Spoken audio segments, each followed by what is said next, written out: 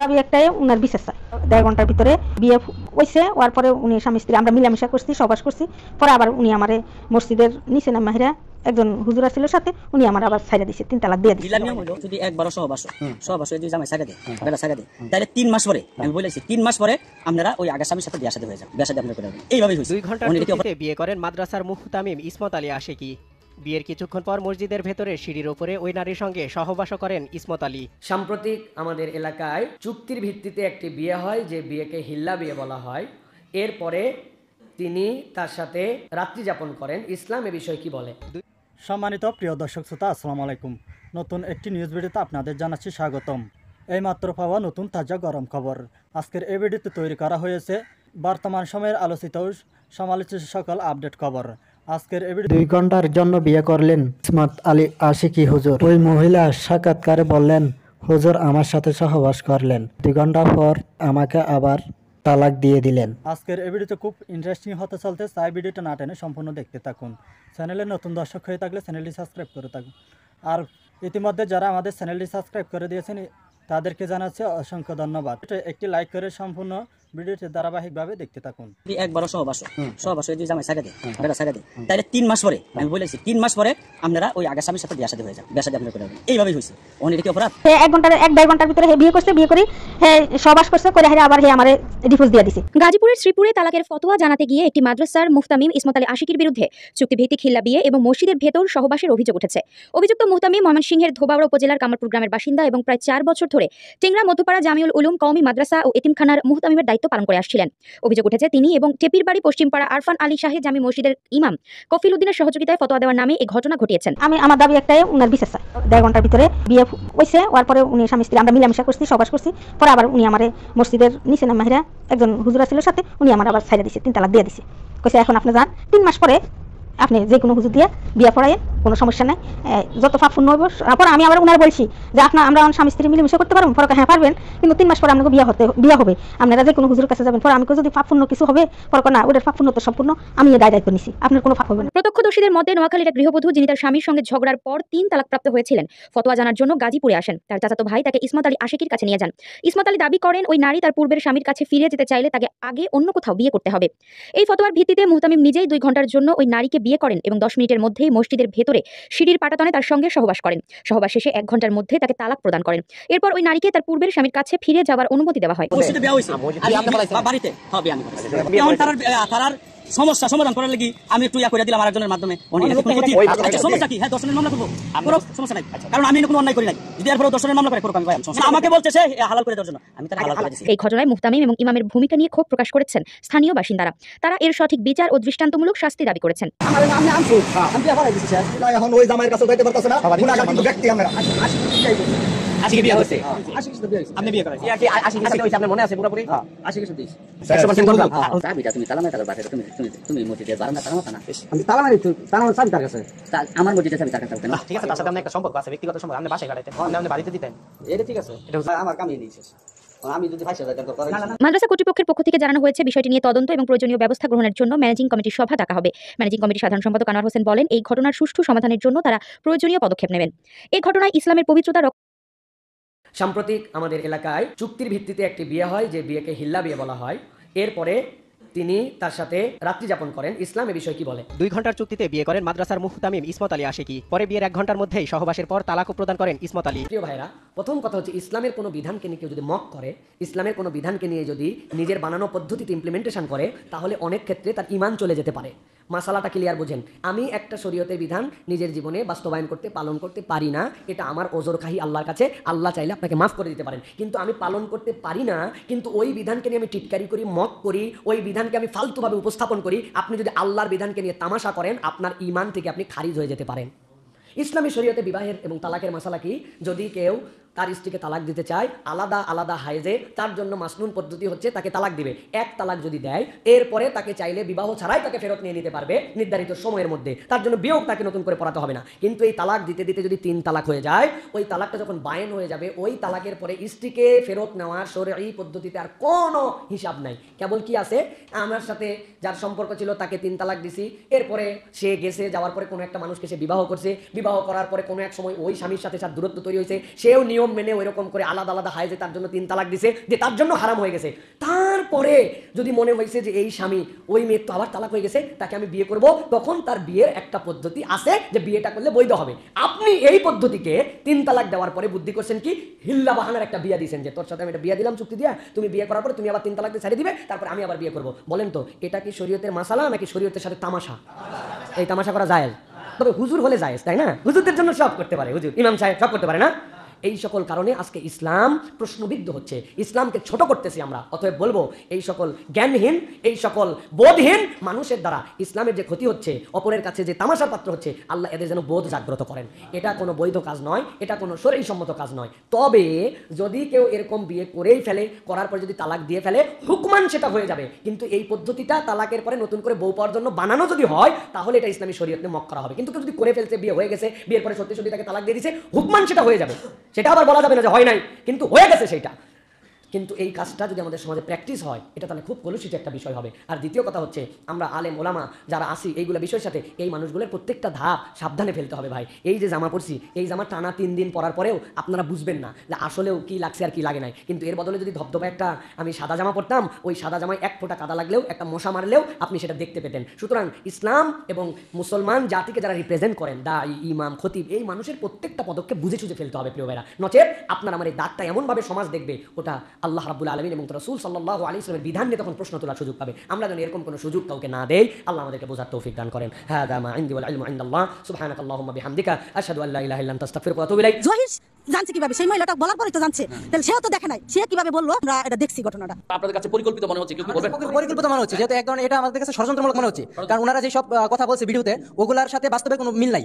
আমি মনে করি এটা মিথ্যা, যা কারণ আমরা দেখছি না, কেউ দেখছে না। এখানে যারা আছে আপনারা সবাই জিজ্ঞাসা করেন, কেউ বলবে না যে আমি দেখছি। তার মানে মাওলানা ইসমত আলী আশিকির বিরুদ্ধে যে মিথ্যা যে অভিযোগ, যে নারীকে সিঁড়ির পাটাতনে এনে এখানে ভিল্লা বিয়ে করে দর্শন মানে সহবাস করেছেন, এটা মিথ্যা মনে হচ্ছে আপনার কাছে? আমার কাছে মিথ্যা মনে হচ্ছে, কারণ হুজুরকে এখানে কেউ বলে না যে আমি দেখছি। ওই নারীকে কি আপনারা চিনতেন? না, আমি চিনি না। বর্তমানে সোশ্যাল মিডিয়ায় সবচেয়ে ভাইরাল একটি টপিক হলো গাজীপুর জেলার শ্রীপুর উপজেলার তেলিহাটি ইউনিয়নের টেপির বাড়ি বাজার সংলগ্ন আরফান আলী জামে মসজিদের ইমাম কফিল উদ্দিন এবং তারই ঘনিষ্ঠ আলেম স্থানীয় এক মাদ্রাসার মোতামিম মাওলানা ইসমত আলী আশিকি, তাদের দুজনের বিরুদ্ধে একটি অভিযোগ, মসজিদে নারীকে হিল্লা বিয়ে করিয়ে তারা মসজিদের সিঁড়ির পাটাতনে সহবাস করে নারীকে তালাক দিয়ে দিয়েছেন। এই ধরনের একটি ন্যাক্কারজনক অভিযোগে তারা অভিযুক্ত। আমরা শাহজাহান জাতীয় ক্ষতি ফাউন্ডেশনের পক্ষ থেকে সরেজমিন প্রতিবেদনে এসেছি। এখানে এসে আমরা স্থানীয় মানুষের সাথে কথা বলতে চাই। আসসালামু আলাইকুম, আপনার কি নাম? আমার নাম আশরাফুল আলম। আচ্ছা, আপনি কি এই এলাকার বাসিন্দা? আমি এই এলাকার বাসিন্দা এবং কপিল হুজুরের পাশে আমার দোকান ছিল। আচ্ছা, আমার 5 ওয়াক্ত নামাজ, ওইখানে আমি আসা নামাজ পড়ে আসতাম। আশিকি হুজুরের সাথে আমার পরিচয় ছিল। তো এই ধরনের তো তাদের কোনো আজ পর্যন্ত আমি দেখি না। তাদের সাথে আমি প্রায় 4 বছর ধরে উঠা বসা করতেছি এই ধরনের। আর এলাকার কপিল, যখন আমি মোবাইলে পাইছি তখন আমি কপিল হুজুরে বললাম, ভাই এটা আঙ্গুরে ফাঁসায় দিচ্ছে। আচ্ছা, এই ধরনের ঘটনা এলাকার মানুষ আপনারা কি কখনো শুনেছেন? না, কোনো সময় ওই নারীকে আপনাদের এলাকাবাসী কাছে বিচার কেউ চেয়েছে? চিনে না। এই নারীর চাচাতো বাসুর একজন এই এলাকায় এলাকার মানুষে জানে না, সহপাঠীরা কেউ জানে না, মসজিদ কমিটি জানে না, মুয়াজ্জিন জানে না, এক সাংবাদিকে সব জানা বলাইছে 1 বছরের পরের ঘটনা। আচ্ছা, আপনি কি কিছু জানছেন? না, আমরা কেউ জানি না, তুমি জানা বলাইছো। না না না, আমরা শুনছি ফেসবুকে বাড়ি সবার এর আগে জানেন না? ওই মহিলা এলাকাবাসীর কাছে বলে নাই? না না বলে না, মহিলা তো আমরা চিনি। দর্শক, আমরা কিন্তু সাংবাদিক এস এম জহিরুল ইসলাম সাহেব আমাদেরকে একটা নাম্বার দিয়েছিলেন ওই মহিলার চাচাতো বাসুরের বাহারের। আমরা ওই নাম্বারটাতে অনেকবার কন্ট্যাক্ট করেছি, কিন্তু ওই নাম্বারটা বন্ধ পাচ্ছি, ওই নাম্বারটা আমরা পাচ্ছি না। আমরা স্পেসিফিকলি এস এম জহিরুল ইসলাম সাহেবের কাছে জানতে চেয়েছি ওই মহিলা কোথায় আছেন। তিনি বলছেন যে শ্রীপুরে আছেন। আমরা জহির সাহেব, আমরা যদি জানতে চাই যে ওই মহিলা স্পেসিফিকলি কোথায় আছেন, শ্রীপুর কোন জায়গায় আছেন, আমাদেরকে যদি একটু বলতেন। উনি হচ্ছে ওই যে নাম্বারটা দিয়েছি, হয়তো এখন বন্ধ আছে, আপনারা এই নাম্বারটার সাথে যোগাযোগ করবেন। পাশাপাশি আমরা খবর নেওয়ার চেষ্টা করব, মহিলা কোথায় আছে, আমরা তথ্য পাইলে আপনাকে দিব। জহির যে বলছে যে 1 বছর আগের কথা না এটা, যেই মহিলাটা জহিরের সাথে কথা বলছে, জহির জানছে কিভাবে? সেই মহিলাটা বলার পরেই তো জানছে, তাহলে সেও তো দেখে নাই, তাহলে সে কিভাবে বললো যে আমরা এটা দেখছি ঘটনাটা? কফিল এবং তার ওয়াইফ দুজনে ন্যাশনাল একটা মাদ্রাসা করছে। তখন এই জহিরের বউ ছিল শিক্ষিকা, অন তার 1 নাম্বার শিক্ষিকা দিছে না দেখা তাগর লগে সেই শত্রুতা, এই শত্রুতার পরে এখন ওই আমগর ওই পাশে আরেকটা মাদ্রাসা আর ইয়া করছে। হ্যাঁ, দুটা সাইনবোর্ড দিছে। পরে আশিকি হুজুরে আয়া 1 ঘন্টা ওয়াজ করছে। আমার মহিলারা আমরা বসে ওয়াজ শুনছি। শোনার পরের দিনতেও মনে হল ওই পেপারে পত্রিকা মোবাইলে খুলে দিচ্ছে। ঠিক আছে বাজান, আমি একটা প্রশ্ন করি, আপনার বয়স কত হবে? আমার বয়স 60 তো হবে। 60-65 বছর? হ্যাঁ। এই বৃদ্ধ বয়সে তো অবশ্যই মিথ্যা কথা বলবেন না। আমি একজন মা, আমি কোনোদিন বাজান আমি মিথ্যা কথা কইব না। জনাব কেশিয়া সাহেব, আপনি আমাদেরকে বলবেন এই যে ঘটনাটা ঘটলো, যে একজন সাংবাদিক জহিরুল তিনি বললেন, জানি না তিনি কোন পত্রিকার সাংবাদিক, তবে অনেকে দাবি করেছেন তিনি হচ্ছেন ইউটিউবার। তিনি সাংবাদিক নন, তিনি হচ্ছেন মানে ইউটিউবার। ইউটিউবে মানে বিভিন্ন কন্টেন্ট ছেড়ে তিনি ব্যবসা করেন। আমরা তার কাছে কোনো ধরনের কোনো গ্রহণযোগ্য মিডিয়ার সংবাদ আমরা অনেকে জিজ্ঞেস করেছি, কেউ আমাদেরকে বলতে পারেনি। এই যে ইউটিউবার জহিরুল যে ঘটনাটি সাজিয়ে তিনি প্রতিবেদনটা প্রকাশ করেছেন যে একজন নারীকে এখানে হিল্লা বিয়ের মাসালা জানতে আসার পর তাকে হিল্লা বিয়ে করে মাওলানা ইসমত আলী আশিকি তার সাথে মসজিদের পাটাতনে সহবাস করেছেন, এটা কি আপনি জানতেন আগে? না না, জানতাম না আগে। আগে। আচ্ছা, এই এলাকার মানুষ কি জানতো বলে আপনার কাছে মনে হয়? না না, জানতো না। জানতো না? আচ্ছা, কেউ জানতো না? কেউ জানতো না। কিন্তু ঘটনাটা কতদিন আগে বলে জহিরুল দাবি করেছে? আমরা শুনছি যে রমজানের 3 দিন আগে এরকম তার মানে এক বছর? মানুষের মুখে শুনছি আর কি। মানুষের মুখে শুনছেন? হ্যাঁ। কিন্তু মানুষের মুখে শুনছেন কবে শুনছেন? এই যে 1 সপ্তাহ আগে, এই গেছে শুক্রবার। আগে শুনেন নাই? না, কোনোদিন শুনি না। যখন জহিরুল নামে যে ছেলেটা ওর যখন ভিডিওটা পাবলিশ করে তারপর থেকে আমরা জানছি, ওর ভিডিওতে যেভাবে বলছে ওভাবে আমরা জানি। আচ্ছা, ভিডিও পাবলিশ হওয়ার পরে জানছেন? আচ্ছা, আগে পরে জানি না। আর তো এখন আপনাদের কাছে কি মনে হচ্ছে যে এই ভিডিওটা কি আসলে কি বস্তুনিষ্ঠ হলে তো আপনারাই জানতেন, সত্য, আর নাকি এটা আপনাদের কাছে পরিকল্পিত মনে হচ্ছে? কেউ কি বলবেন? পরিকল্পিত মনে হচ্ছে, যেহেতু এক ধরনের এটা আমাদের কাছে ষড়যন্ত্রমূলক মনে হচ্ছে, কারণ ওনারা যেসব কথা বলছে ভিডিওতে ওগুলার সাথে বাস্তবে কোনো মিল নাই।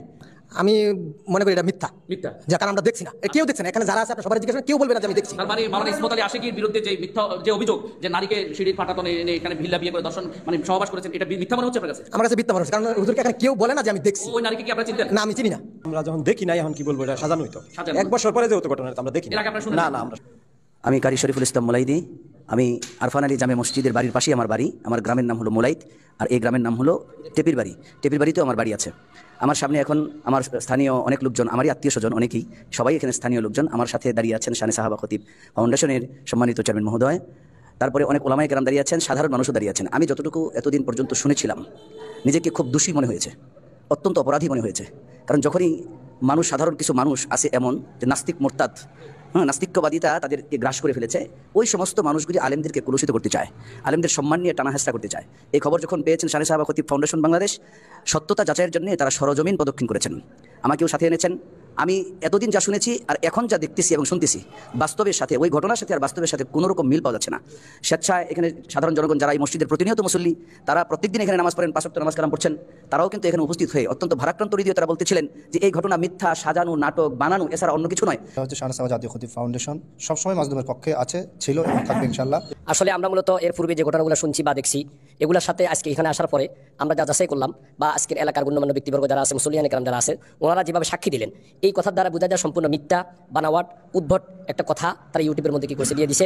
এবং ওলামায়ে কেরামকে হেয় প্রতিপন্ন করার জন্য, আলেমদের ইজ্জতকে নষ্ট করার জন্য, আলেমের সম্মানকে বিনষ্ট করার জন্য এটা বিশাল একটা চক্রান্ত বলে আমাদের কাছে মনে হচ্ছে। এবং যে মহিলাটা পরিচয় দিয়েছে, আপনারা সকলে দেশবাসী দেখেছেন, মহিলা তার প্রেস খুলে নাই, তার নিজের নাম বলে নাই, বাপের নাম বলে নাই, বিভিন্নবার বলেন, এবং ঠিকানা কোনো কিছু নাই। যে কোনো একটা মহিলাকে ধরে এনে ইউটিউবের মধ্যে দেওয়া যেতে পারে, এবং সাধারণ একটা ঘটনাকে সমস্ত দেশ টিভি, বিভিন্ন টিভির মধ্যে দিয়ে আলেমদেরকে হেয় প্রতিপন্ন করার জন্য করেছেন। তারা এগিয়ে এসেছেন, এই জন্য শানে সাহাবা খতিব অসংখ্য ধন্যবাদ। এবং সাংবাদিক যে জহির, সে পরিকল্পিতভাবে আগ থেকেই আলেমদেরকে হেনস্থা করার জন্য, আলেম বিদ্বেষী, আমরা তার একটা বিচার, আমরা দৃষ্টান্তমূলক একটা শাস্তির দাবি আমরা জানাই। সঠিক তদন্তের মাধ্যমে যদি প্রমাণ না করতে পারে, তার দৃষ্টান্তমূলক শাস্তি আমি শানে সাহাবা জাতীয় খতিব কাউন্সিলের মাধ্যমে আমি সরকারের কাছে দৃষ্টান্তমূলক শাস্তি দাবি করছি। দর্শক, আমরা আপনাদেরকে যেটা উপসংহার হিসেবে জানাতে চাই, সাংবাদিক এস.এম. জহিরুল ইসলাম আমার পাশেই আপনারা দেখতে পাচ্ছেন, তিনি এবং তার আরেক কলিগ মুজাহিদুল ইসলাম, তিনারা দুজন মিলে নিত্য বেলা নামে একটি সংবাদপত্রে বা অনলাইন পোর্টালে তারা এই পাবলিশ করেছেন নিউজটি।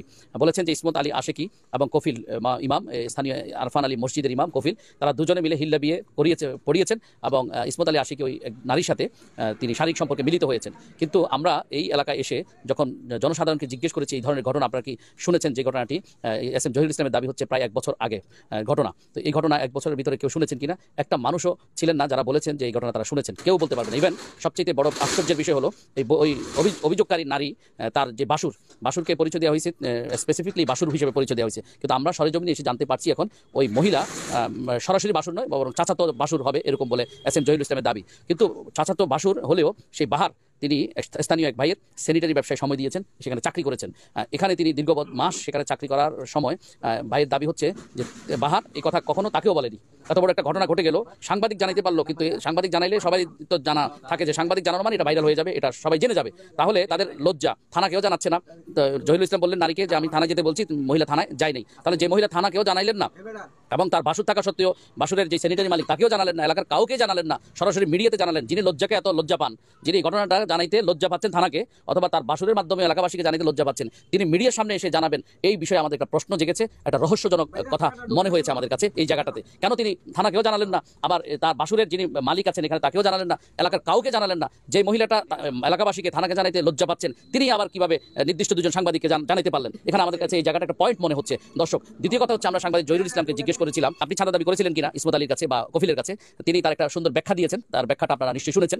দর্শক, তৃতীয়ত হচ্ছে যে আমরা যেটা জানতে চেয়েছি এস এম জহিরুল ইসলামের কাছে, যে নিয়ম হচ্ছে কোনো অপরাধে যদি কারোর সাথে অপরাধ করে সেটা প্রথমত লোকাল থানাকে জানাতে হবে। লোকাল থানায় লিখিত অভিযোগ করবার পর একজন বিট অফিসার, এটা যেহেতু একটি তেলিহাটি ইউনিয়ন, এই ইউনিয়নের নিশ্চয়ই একটি বিট অফিসার শ্রীপুর থানার পক্ষ থেকে দেওয়া হয়েছে। ওই বিট অফিসার অথবা তদন্তকারী কর্মকর্তা এটাকে ইনভেস্টিগেশন করবেন। ইনভেস্টিগেশনে যদি ইসমত আলী অথবা কফিল দোষী সাব্যস্ত হয় তখন গিয়ে তাদের বিরুদ্ধে অটো মামলা হবে, তাদের বিরুদ্ধে আইনগত পদক্ষেপ পুলিশ প্রশাসন গ্রহণ করবেন। ভুক্তভোগী নারী চাইলে মামলা করার অধিকার তার রয়েছে, কিন্তু তা না করে তদন্তের আগেই অতি উৎসাহী হয়ে এস এম জহিরুল ইসলাম এবং মুজাহিদুল ইসলাম, তারা দুজন সাংবাদিক নিত্যবেলার, তারা কি করে কোন উদ্দেশ্যে এটাকে পাবলিশ করে দিলেন জনসাধারণের মাঝে সোশ্যাল মিডিয়ায়, এই বিষয়টি আমাদের প্রশ্ন থেকেই গেল। আমরা সাংবাদিকদের পক্ষ নিচ্ছি না এবং ইসমত আলী আর ওই কফিল দুই হুজুর তাদের পক্ষ নিচ্ছি না। আমরা শ্রীপুর থানাকে মনোযোগ আকর্ষণ করছি এবং লিখিতভাবে জানাবো যে গাজীপুর পুলিশের কাছে আমাদের দাবি, যদি ইসমত আলী এবং কফিল দোষী সাব্যস্ত হয় আপনাদের তদন্তে, অবশ্যই তাদের উপযুক্ত শাস্তির ব্যবস্থা করতে হবে, যাতে করে আগামী দিনে কোনো আলেম ইসলামের লেবাস ধারণ করে এই ধরনের অন্যায় করতে না পারে। আর যদি ওই দুইজন আলেম যদি ভুক্তভোগী হন, অর্থাৎ তাদের যদি কোনো অন্যায় না হয়ে থাকে, তারা যদি অন্যায়ের শিকার হন,